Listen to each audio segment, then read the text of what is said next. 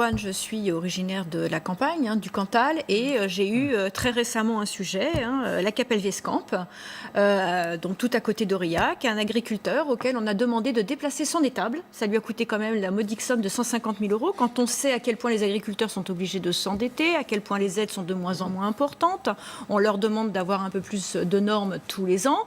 C'est un endettement sur 15 ans pour cet agriculteur. Aujourd'hui, on a des agriculteurs qui sont surendettés. Un agriculteur se suicide tous les 3 jours et ça, on n'en parle pas suffisamment.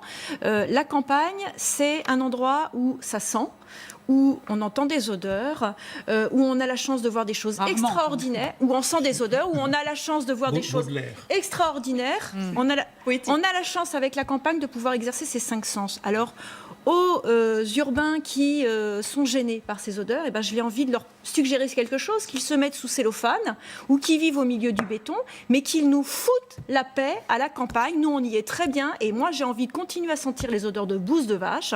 J'ai envie de continuer à entendre les crapauds dans mon jardin parce qu'ils tuent les moustiques. J'ai envie de continuer à entendre le coq parce que c'est ça la campagne. Et si ça leur pose un problème, qu'ils ne viennent pas et qu'ils nous la laissent. Vous feriez une très bonne porte-parole pour la cause, la loi sur la... À tel point, je vais lui demander de venir à l'Assemblée nationale pour faire la présentation du texte, parce que c'est totalement ce qu'on ressent.